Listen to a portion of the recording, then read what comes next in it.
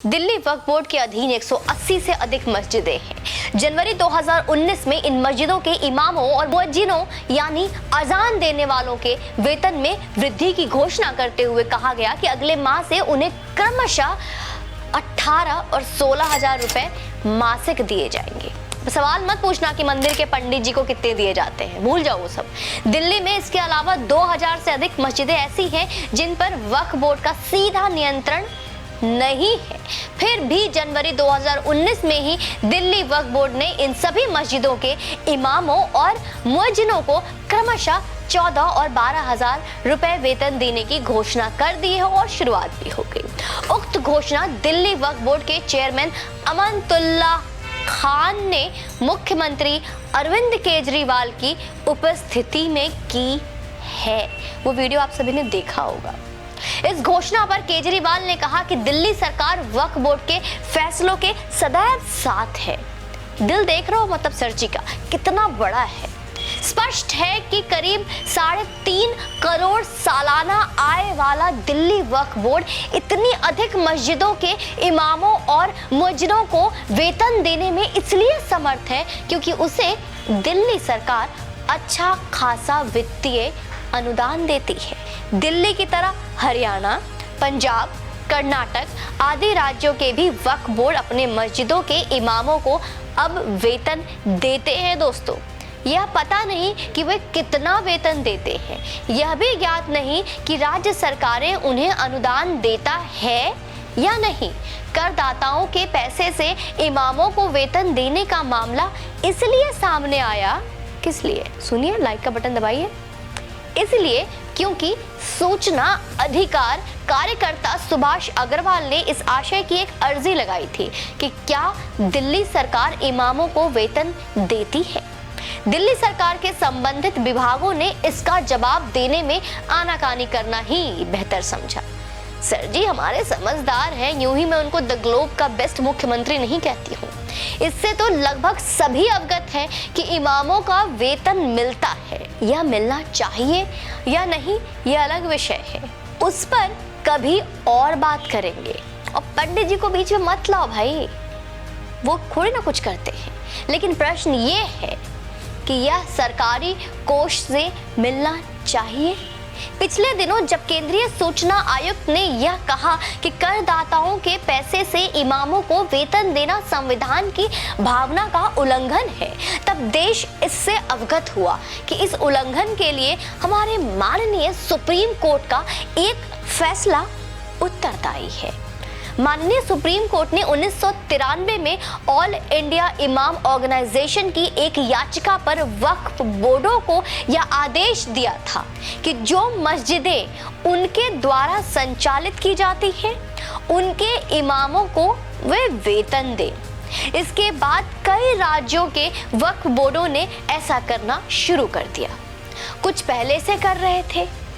समस्या ये है कि दिल्ली सरकार दिल्ली वक्फ बोर्ड को प्रति वर्ष, हाँ पैरों तले जमीन खिसकेगी आपकी, प्रति वर्ष करीब 62 करोड़ रुपए का अनुदान देती है। दिल्ली वक्फ बोर्ड की अपने स्रोतों के वार्षिक आय लगभग 3 करोड़ 60 लाख रुपए ही है। इसी कारण यह मामला सूचना आयोग के पास पहुंचा। इसकी जड़ में सुप्रीम कोर्ट का आदेश निकला। समझना कठिन है कि सुप्रीम कोर्ट को किसी फैसले के जरिए समानता के सिद्धांत को धता कैसे बताया जा सकता है। गोल गोल घूम रहे ना आप। ऐसी ही चिंता पुजारियों, पादरियों आदि की भी करनी चाहिए ना।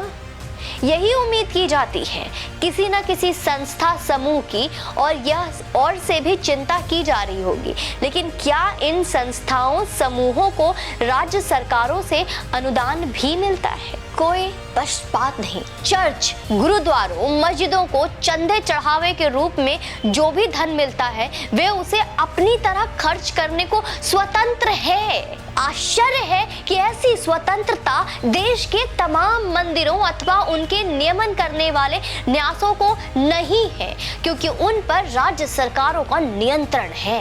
यह नियंत्रण अंग्रेजों के जमाने से ही चला आ रहा है।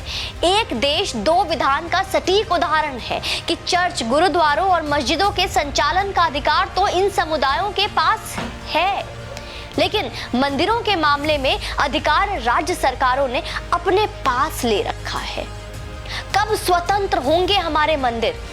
स्वतंत्रता के 75 साल बाद भी हिंदू धार्मिक और धर्मार्थ बंदोबस्ती अधिनियम का अस्तित्व में होना समानता और पंथ निरपेक्षता के सिद्धांत का नग्न उल्लंघन है। और ये कब तक होता रहेगा?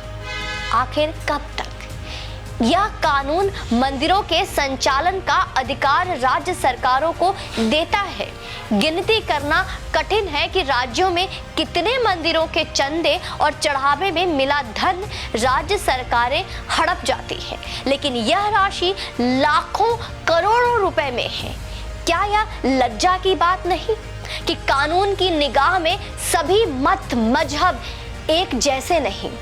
एक तरह से हिंदू धार्मिक और धर्मार्थ बंदोबस्ती अधिनियम के रूप में अनुच्छेद 370 सरीखा कानून अस्तित्व में है। दुर्भाग्य, अति दुर्भाग्य से यह एकलौता ऐसा कानून नहीं है और हम सब मौन है, मूक है। जैसे यह कानून विभिन्न मतावलंबियों को भेदभाव करता है, वैसे ही कुछ अन्य कानून भी हैं। एक तो वक्फ बोर्ड अधिनियम 1955 से है। यह वक्फ बोर्डों को असीमित अधिकार प्रदान करता है। वक्फ बोर्ड किसी भी संपत्ति को अपनी कभी भी घोषित कर सकती है, कभी भी दावा कर सकती है। इसी कारण दिल्ली वक्फ बोर्ड ने राजधानी के अनेक मंदिरों को भी अपनी संपत्ति घोषित कर रखा है। इनमें से कुछ मंदिर तो ऐसे हैं जो वक्फ बोर्ड अधिनियम के अस्तित्व में आने से पहले के हैं। वक्फ बोर्ड अधिनियम वक्फ बोर्डों को जैसे अधिकार देता है, वैसे अधिकार तो सरकारों को भी नहीं है, क्योंकि वे किसी जमीन पर अपना दावा करने के साथ इसकी सार्वजनिक घोषणा करती है। वक्फ बोर्डों को ऐसा करने की भी आवश्यकता नहीं है। एक तरह से वक्फ बोर्ड सरकार से भी अधिक शक्तियों से लैस समांतर सरकार है। सुनने में बहुत कड़वा लग रहा होगा, पर यही सच है। इसी अधिनियम को सुप्रीम कोर्ट में चुनौती दी गई है। इसी तरह धर्मस्थल अधिनियम को भी चुनौती दी गई है। ये दोनों कानून इस धारणा को ध्वस्त करने वाले हैं कि भारतीय संविधान की दृष्टि में सभी बराबर हैं और बराबर होने चाहिए। तो आज की वीडियो में किसी वक्फ बोर्ड की शिकायत या उनके अधिकारों को लेकर नहीं है। मैं आपसे आज सिर्फ यही आग्रह करूंगी कि कब आप आवाज उठाएंगे कि हमारे मंदिरों को भी स्वतंत्र किया जाए। देश के स्वतंत्रता के इतने वर्षों बाद तक भी हमारे मंदिर आज भी स्वतंत्र नहीं है, तो हमारे मंदिरों को भी स्वतंत्र किया जाए। इस पर आवाज उठाएं। बाकी चैनल पे यूं ही बने रहें, वीडियो को शेयर करें ताकि ये आवाज से आवाज और आवाज में आवाज मिलकर एक ऊंची आवाज बने कि सरकार तक भी और कोर्ट तक भी हमारी आवाज जा सके। जय हिंद, वंदे मातरम। #Release Hindu temple.